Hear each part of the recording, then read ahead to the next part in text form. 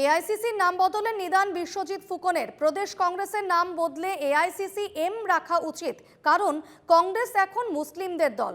মুসলিম লীগেরও agenda ছিল, কিন্তু কংগ্রেস নেই। কংগ্রেসের এজেন্ডা ক্ষমতা দখল করা এবং অসমকে ধ্বংস করা। অভিযোগ বিশ্বজিৎ ফুকনের। কংগ্ৰেছ দলৰ সম্পৰ্কত মই এটা কথা কওঁ, কংগ্ৰেছ দল অসমীয়া খিলঞ্জীয়া লোকৰ হৃদয়ৰ পৰা ইতিমধ্যে নোহোৱা হৈছে।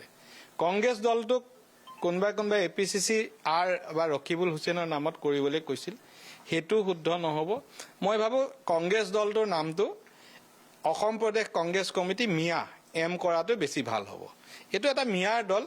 তাক মুছলিম লীগ বুলি ক'লেও মুছলিম লীগৰ সেই সময়ত এটা এজেণ্ডা আছিল। এওঁলোকৰ এজেণ্ডাটো হ'ল কেৱল ক্ষমতা দখল কৰা আৰু অসমখন ধ্বংস কৰা, বা কোনো পজিটিভ এজেণ্ডা নাছিল।